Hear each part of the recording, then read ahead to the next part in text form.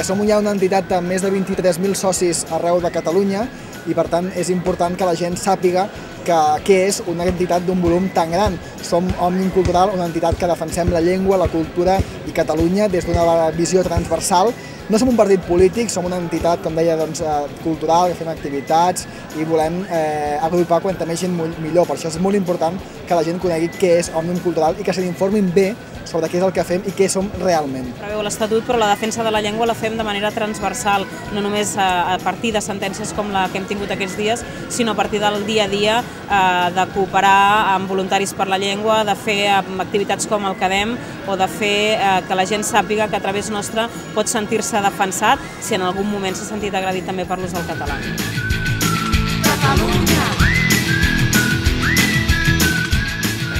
Doncs em sembla que Òmnium pot i ha de fer una tasca de divulgació de la cultura catalana